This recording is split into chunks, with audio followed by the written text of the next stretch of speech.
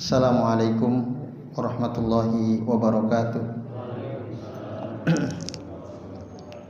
Alhamdulillahirabbil alamin wa bihi nasta'inu ala umuri dunya waddin wassalatu wassalamu ala asrofil anbiya'i wal mursalin wa ala alihi wa ashabihi wa man tabi'ahum bi ihsanin ila yaumiddin. Asyhadu an la ilaha illallah wahdahu la syarikalah wa asyhadu anna Muhammadan abduhu wa rasuluh. Allahumma shalli wa sallim wa barik ala Muhammad wa ala ali Muhammad kama shallaita wa barakta ala Ibrahim wa ala ali Ibrahim fil alamin innaka Hamidum Majid. Amma ba'du. Bapak-bapak dan ibu-ibu serta jamaah sekalian, rahimani wa rahimakumullah. Semoga kita semua yang hadir di majelis ini senantiasa dirahmati Allah Subhanahu wa taala. Amin ya Allah ya rabbal alamin. Alhamdulillah, pada malam ini kita bisa berjumpa kembali untuk melanjutkan ngaji kitab Al-Aqidah Al-Wasithiyah karya Syekhul Islam Ibnu Taimiyah rahimahullah.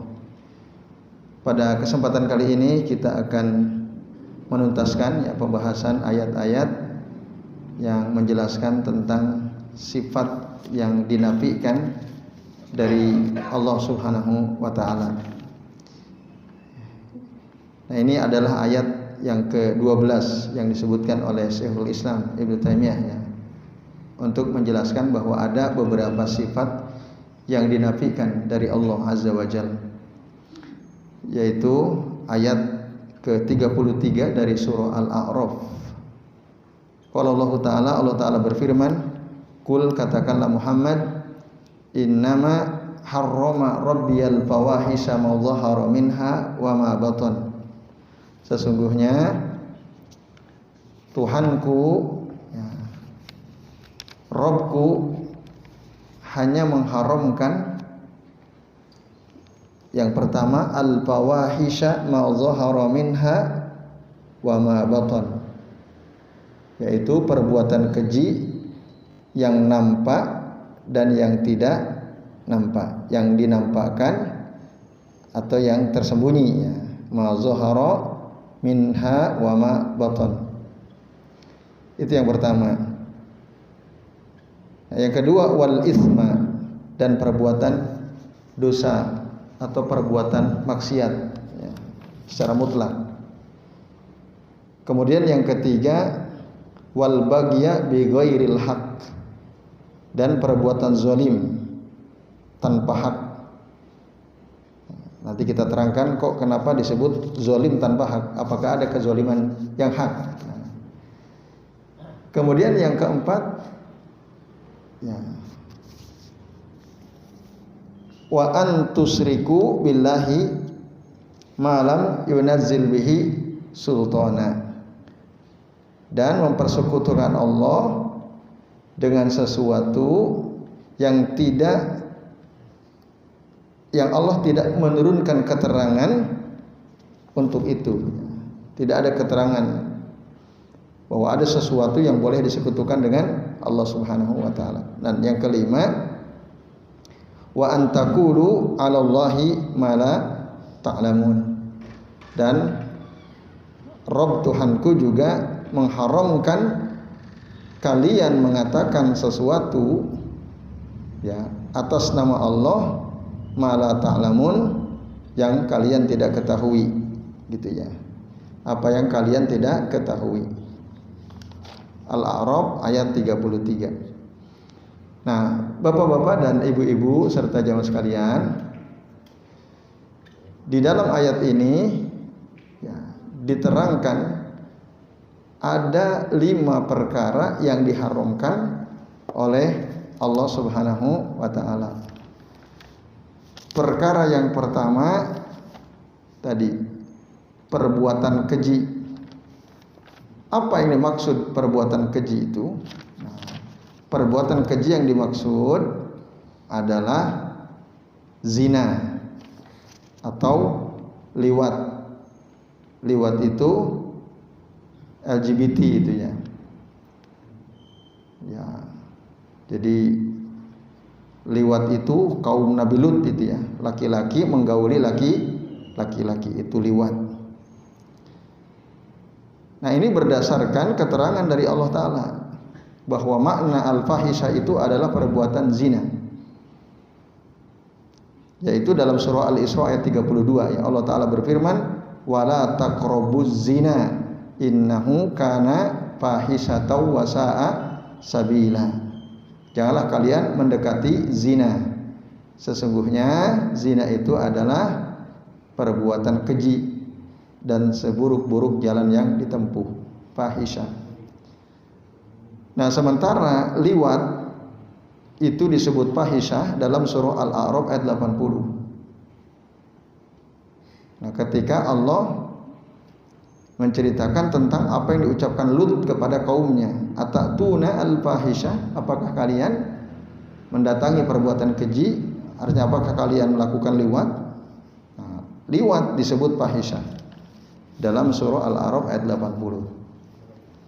Nah, termasuk perbuatan zina juga Bapak Ibu adalah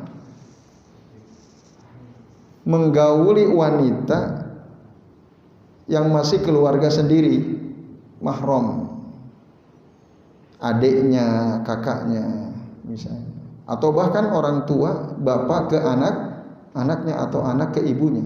Itu bahkan itu lebih dahsyat daripada zina. Nah, tapi itu termasuk fahisha, termasuk menggauli saudara sepersusuan, disusui oleh ibu yang sama walaupun orang tuanya beda, itu nggak boleh, haram. Atau termasuk menggauli mantan istri bapaknya. Mantan istri bapaknya berarti ibu tiri ya. Ibu tiri yang udah cerai dengan bapaknya lalu dinikahi oleh anaknya, itu juga termasuk perbuatan yang haram, zina. Berdasarkan surah An-Nisa ayat 22. Allah Ta'ala mengatakan, wala tankihu ma nakaha abaukum minan nisa'i illa ma qad salaf. Janganlah kalian menikahi wanita-wanita yang dinikahi oleh bapak-bapak kalian illa ma qad salaf, kecuali apa yang sudah berlalu. Innahu kana fahisatan wa maqtaw wa sa'a sabila. Nah, bahkan ini lebih dahsyat. Sesungguhnya menikahi wanita yang dinikahi oleh bapak-bapak kalian itu adalah perbuatan fahisah, keji, wa maktan, maktan itu yang dimurkai oleh Allah Ta'ala, wa sa'a sabila, dan seburuk-buruk jalan yang ditempuh. An-Nisa ayat 22. Nah, apa yang dimaksud illa ma qad salaf? Dalam tafsir Al-Qurtubi ya, dulu di zaman jahiliyah, Bapak Ibu dan Ibu sekalian, orang itu biasa berzina, gitu ya. Berzina itu sesuatu yang dianggap biasa dalam tradisi orang jahiliyah. Jadi bila mana ada seorang laki-laki menzinahi perempuan, dizinahi bukan dijadikan istri, dizinahi oleh laki-laki menzinahi seorang perempuan. Nah, laki-laki yang menzinahi perempuan ini punya anak laki-laki, gitu ya, punya anak laki-laki. Lalu akhirnya si perempuan itu dinikahi oleh anak dari si bapak yang menzinahi perempuan itu. Paham ya? Jadi perempuannya satu, ini bapak, ini anak. Si bapak berzina, enggak berzina, ini udah digauli, dia bisa punya anak, bisa tidak. Ini anak dari isi yang lain. Ini anak dari isi yang lain. Ini kan zina bukan istri ya, dizinahi. Setelah dizinahi, akhirnya si anaknya ini suka gitu sama si perempuan yang pernah dizinahi oleh bapaknya. Nah, bolehkah, pertanyaannya, si anak laki-laki yang tentu saja sudah dewasa ini menikahi perempuan yang pernah dizinahi oleh bapaknya? Nah, dalam tafsir Ibnu Katsir ya, jadi yang dimaksud illa ma qad salaf itu, nah, tadi sesuatu yang sudah berlalu di masa jahiliyah, di mana seorang bapak berzina dengan seorang perempuan, bukan untuk dinikahi, hanya berzina saja. Lalu anak laki-lakinya ternyata senang sama perempuan yang sudah dizinahi oleh bapaknya. Fa innahu jaizul lakum jawazuhunna. Itu boleh. Kan tidak dinikahi, dizinahi. Nah, itu kata Al-Imam Al-Qurtubi, fa innahu jaizul lakum jawazuhunna. Antatahu bi aqdin nikahi ma wati'ahu abaukum minaz zina. Jadi itu boleh kalian menikahinya ya, untuk kalian gauli setelah kalian nikahi, walaupun dia itu sudah digauli oleh bapak kalian dalam perzinahan. Itu yang dimaksud illa ma qad salam, maksudnya itu. Kami cari di beberapa tafsir, nah ketemu keterangannya di dalam tafsir Al-Qurtubi seperti itu.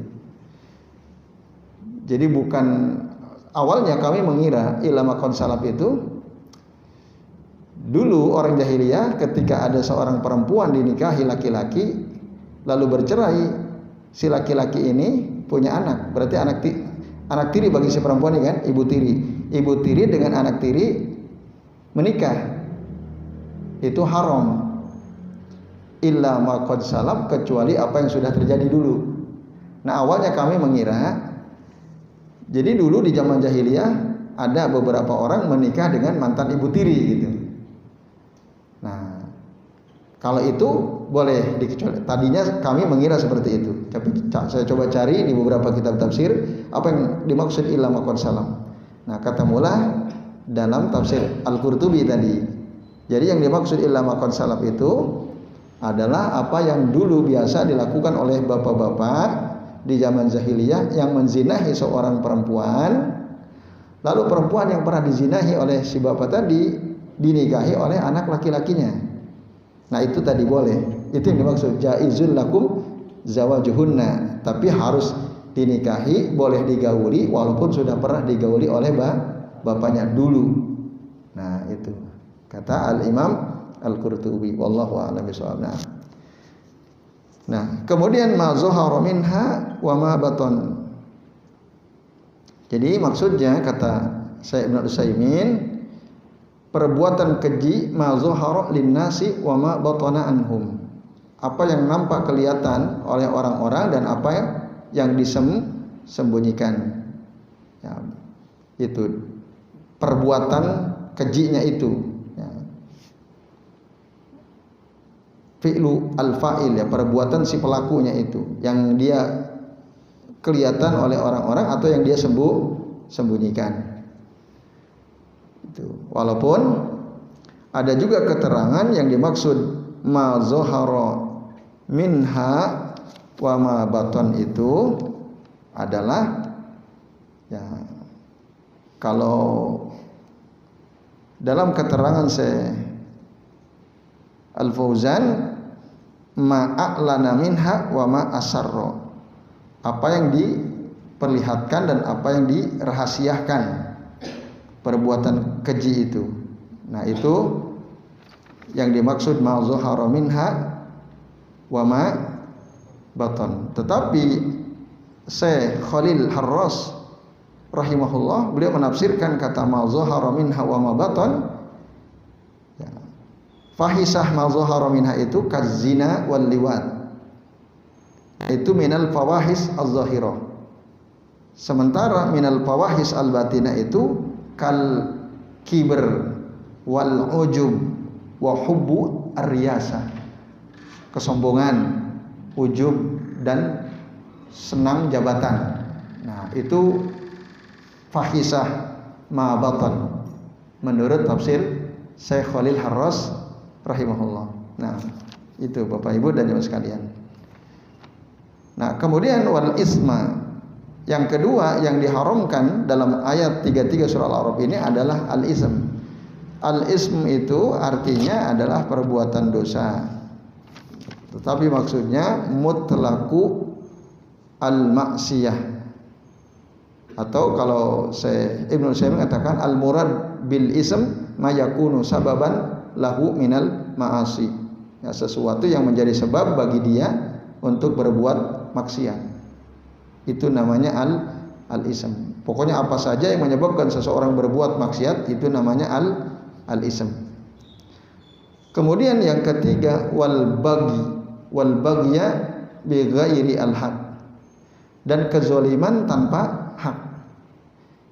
Ketika kita mendengar kalimat kezaliman tanpa hak, itu yang diharamkan Allah, kan tersirat di situ. Oh, berarti ada kezaliman yang hak, kan gitu ya? Iya nggak? Penyebutan kata bi ghairil haq memunculkan pemahaman berarti ada al-baghi bil haq. Nah, lalu diterangkan. Nah, kata saya Ibnu Utsaimin, kalimat wal bagya bi ghairil haq itu isyarah ila anna kulla bagin fahuwa bi ghairi haqqin. Ini isyarat sebenarnya bahwa setiap kezaliman itu enggak ada yang hak. Bukan yang dimaksud anna al-bagya yang qasimu ila qismain. Tidak, yang dimaksud bukan kezaliman itu ada dua macam, ada bagyun bi hak, ada bagyun bi ghairi hak. Bukan itu. Tapi al-bagyu kulluhu bi ghairil hak. Semua kezaliman itu tidak benar tanpa hak. Nah, penyebutan kata bi ghairil haq itu namanya wasful kasyifah disebutnya. Bab wasfu al-kasyifah. Al-wasf itu penjelasan yang tambah tegas gitu. Yang namanya al-bagyu itu yang enggak ada yang hak gitu maksudnya. Penyebutan kata bi ghairil haq itu namanya wasful kasyifah. Para ulama menyebutnya wa yusammihal ulama sifatun kasyifah. Keterangan, gambaran yang membuat semakin jelas gitu. Jadi bukan berarti ada dua, enggak. Nah, zolim itu semua enggak ada yang hak, enggak ada yang hak. Yang keempat, wa antusriku billahi malam yunazil bihi sultana, yaitu mensekutukan Allah dengan sesuatu yang Allah tidak menurunkan bukti ya, hujjah atas itu. Dan memang tidak ada satupun yang ada bukti boleh dijadikan sekutu bagi Allah Subhanahu wa ta'ala. Nah itu. Dan yang terakhir wa an taqulu 'ala Allahi ma la ta'lamun. Ini sesuatu yang diharamkan oleh Allah, kelima. Jadi kalian mengatakan sesuatu atas nama Allah yang kalian tidak punya ilmu atasnya. Itu haram. Nah, Ibnu Utsaimin mengatakan faharamun alaina an naqula 'ala Allahi ma la na'lamu. Haram atas kita mengatakan sesuatu atas nama Allah yang tidak punya ilmu, yang kita tidak punya ilmu. Sawa'un kana fi zatihi wa asma'ihi wa sifatihi wa af'alihi wa ahkamihi. Sama saja apakah itu berkaitan dengan zat Allah, dengan nama-nama Allah, dengan sifat-sifat Allah, dengan perbuatan-perbuatan Allah, dengan hukum-hukum Allah. Ini semua dilarang. Kita berbicara atas nama Allah tanpa ilmu dalam hal ini tadi. Zatnya, nama-namanya, sifat-sifatnya, perbuatannya, dan hukum-hukumnya. Nah, ini Bapak Ibu dan hadirin sekalian, a'azani Allah wa iyyakum ajmain. Lalu pertanyaannya, di ayat ini mana yang berkaitan dengan sifat salabiyah, sifat yang dinafikan dari Allah Ta'ala? Min hadhil ayah. Jawabannya ada di dua larangan terakhir, yaitu antusriku billahi ma lam yunazzil bihi sultana dengan wa antaqulu 'ala Allahi ma la ta'lamu. Itu tidak boleh. Kita nggak boleh mensekutukan Allah, yang kedua nggak boleh berkata-kata tentang Allah tanpa ilmu. Itu Bapak Ibu dan jamaah sekalian rahimani wa rahimakumullah. Contoh apa? Ngomong tentang Allah tanpa ilmu. Contohnya Bapak Ibu dan sekalian ya. Ketika seseorang mengartikan kata tangan Allah, bal yadahu mabsutatani misalnya, bahkan kedua tangan Allah itu senantiasa terbuka.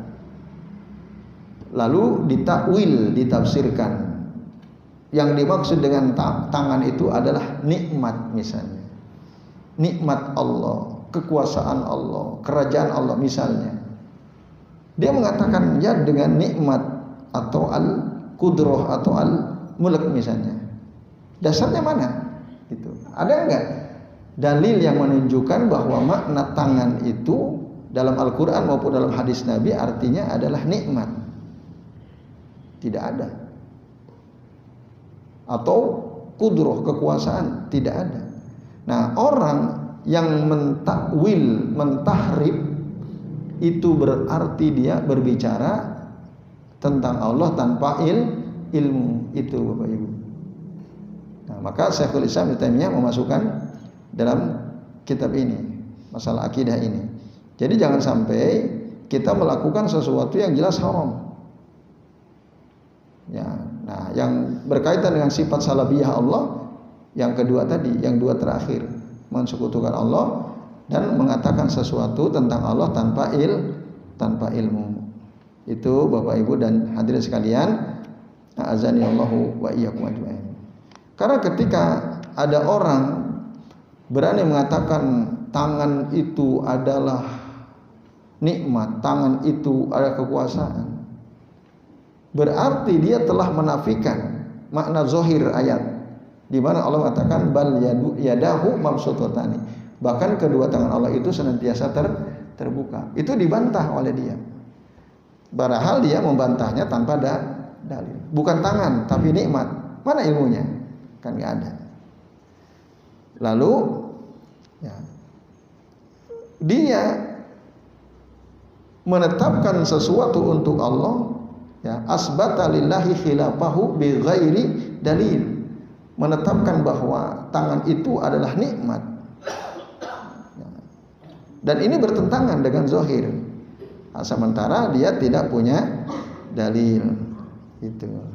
Dia bilang, oh yang dimaksud tangan itu maksudnya bukan tangan gitu, tapi yang dimaksud adalah nikmat, adalah kekuasaan.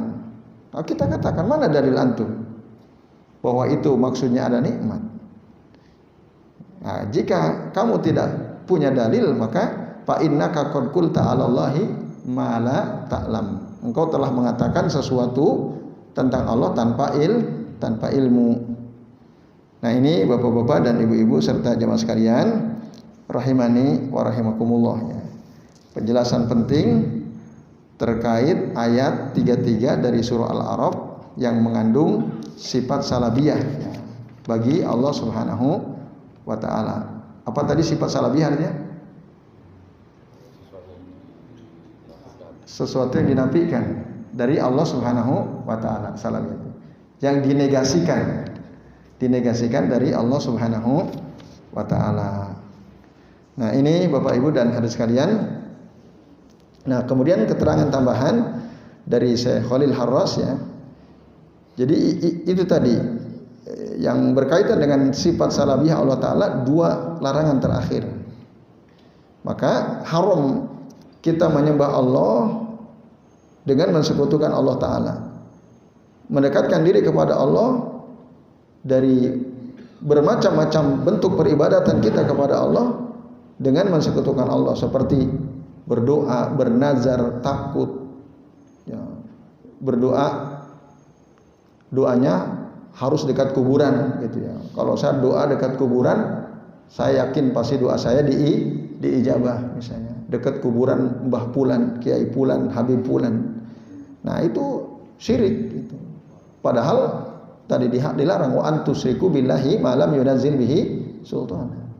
Apakah ada keterangan kalau kamu berdoa dekat kuburan Habib Pulan, Sunan, atau di dekat Sunan Muria misalnya, maka doamu pasti diijabah? Enggak ada.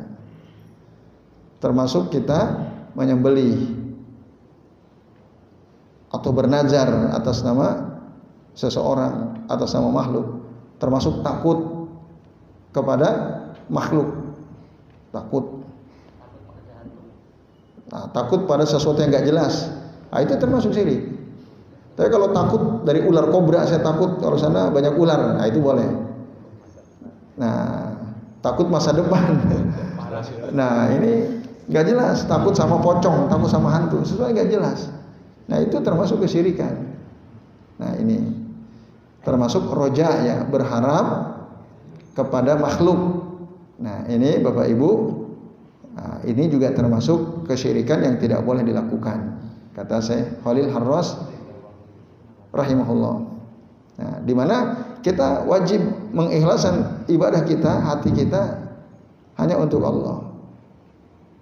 Hanya untuk Allah saja. Haram kita menjadikan sesuatu selain Allah untuk kita ibadahi.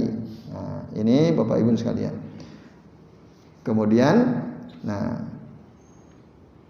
al-qaul 'ala Allahi bila ilmin ini bahwa babun wasi'un jiddan. Ini adalah bab yang sangat luas sekali. Masuk di dalamnya kullu khabarin minallahi bila dalilin wala hujjah. Setiap khabar dari Allah katanya tanpa dalil dan tanpa hujjah. Seperti apa? Kanafi ma asbatahu Allahu azza wajal au isbatu ma nafahu Allahu azza wajal.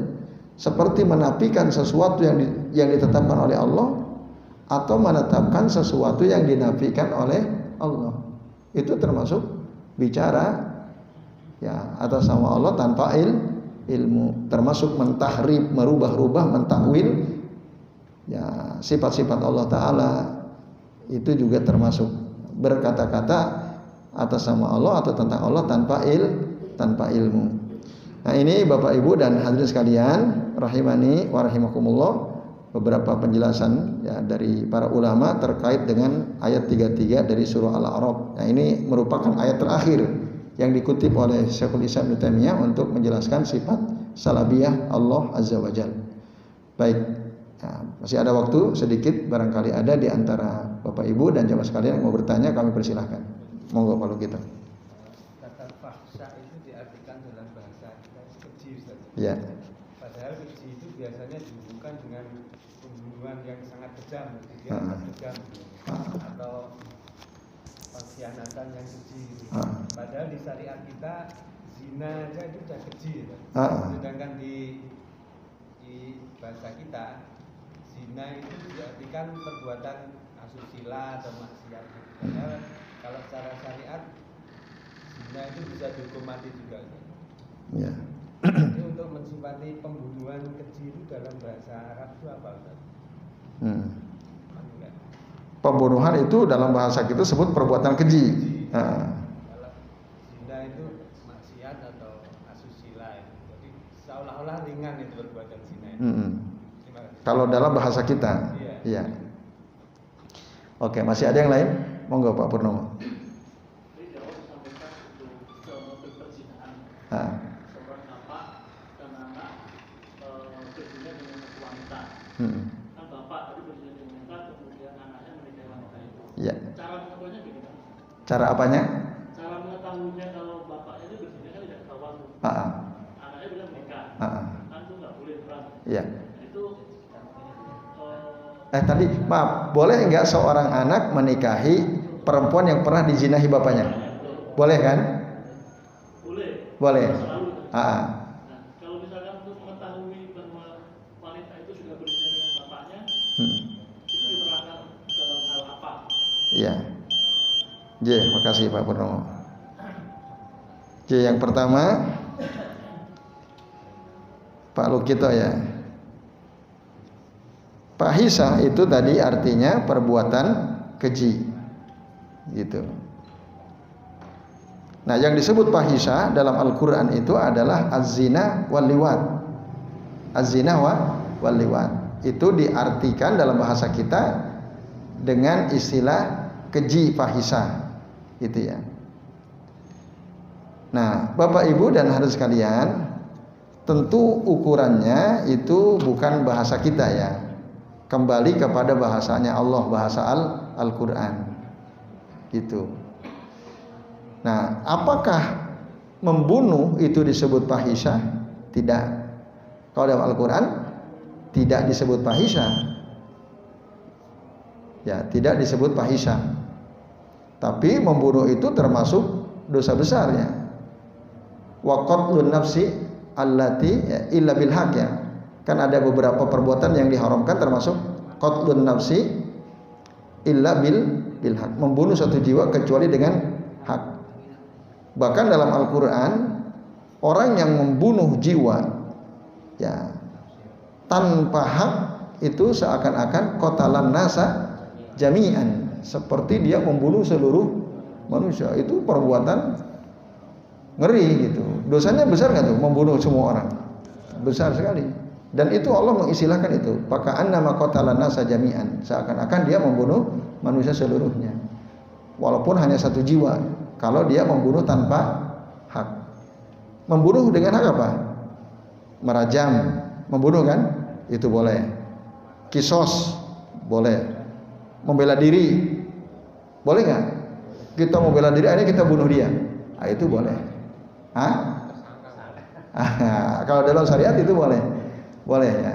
Jadi itu Bapak Ibu dan sekalian. Jadi itu kalau kita. Nah, memang dalam bahasa kita zina itu tidak disebut keji gitu ya. Yang keji itu pembunuhan. Ya, kembali saja kepada Al-Qur'an gitu. Innahu kana fahisatan wa sa'a sabila. La taqrabu az-zina. Jadi ukurannya bukan bahasa kita. Maksudnya mungkin Pak Lukito mau protes, kenapa zina enggak disebut perbuatan keji kan gitu. Jadi itu asusila. Dalam undang-undang itu asusila gitu ya. Ya itu perlu ditelusuri lagi. Apa ada enggak istilah bahwa zina itu perbuatan keji kan gitu. Nah itu yang mungkin perlu riset tuh, ada enggak? Nah kalau enggak terlalu ringan disebut asusila gitu ya. Iya, kalau sudah menikah dirajam, kalau belum dicambuk 100 kali dan diasingkan selama 1 tahun. Jadi itu kalau kita. Kemudian Pak Purnomo, bagaimana bisa seorang anak tahu bahwa wanita yang dinikahinya itu pernah berzina dengan bapaknya? Nah, dia tahunya dari mana?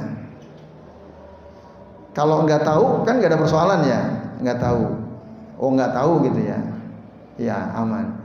Tapi ini udah tahu tetap aja dinikahi kan gitu. Mungkin nggak ada seorang anak seneng sama perempuan padahal perempuan itu pernah dijinahi bapaknya. Karena cinta buta ya. Nah, caranya bisa jadi ada informasi dari orang lain gitu. Dia itu dulu pernah loh digauli oleh bapakmu. Nah, lalu si anak ini konfirmasi, apa benar kamu dulu pernah berzina dengan bapakku? Iya dulu pernah. Nah kan gitu. Tinggal nanti si anaknya mau apa enggak kan? Sudah diketahui bahwa perempuan ini pernah dizinahi oleh bapaknya, mau atau tidak? Kalau dia tetap mau, boleh atau tidak? Boleh. Mau saya sama kamu karena kamu sudah taubat kan? Sudah taubatan nasuha, bahkan sudah berjilbab syar'i. Mungkin aja kan orang berubah. Nah itu Pak Purnomo. Taunya bisa jadi dari orang lain, bisa jadi bapaknya ngomong, "Nak, mohon maaf loh, perempuan yang kamu senangi itu dulu pernah aku zinahi kan." Maksudnya bapaknya kasih nasihat ke anaknya. "Oh, seropo Pak." Ya gitu kan. Ya makanya aku kasih tahu kamu supaya nanti kamu tidak tinggal di rumah ini, kamu harus di luar sana. Nah, karena dulu pernah aku bersama dia kan gitu. Jadi itu Pak Purnomo. Ada banyak jalan cara dia mengetahui bahwa si perempuan itu pernah berzina dengan bapak. Tapi secara syariat hukumnya boleh atau tidak? Boleh. Boleh. Sampai sekarang itu hukumnya boleh gitu. Belum. Kebolehan menikahi, yang enggak boleh itu menikahi yang sudah dinikahi. Itu yang dilarang. Apakah ibu tiri itu pernah digauli oleh bapak kita atau belum sempat digauli lalu bercerai, hidup atau mati, itu haram. Jadi mahram abadi, mahram mu'abbad. Tapi kalau hanya digauli dengan perzinahan, itu hukumnya tetap boleh dinikahi. Itu wallahu a'lam bishawab. Jadi baik Bapak Ibu dan jamaah sekalian, ini yang kita bisa bahas. Terima kasih atas perhatiannya. Mari kita akhiri dengan doa kafaratul majlis. Subhanakallahumma wa bihamdika asyhadu an la ilaha illa anta astaghfiruka wa atubu ilaik. Wa sallallahu ala Muhammadin wa ala alihi wa sahbihi wa baraka wa sallama alaihim ajmain. Billahi taufiq wal hidayah. Wassalamualaikum warahmatullahi wabarakatuh.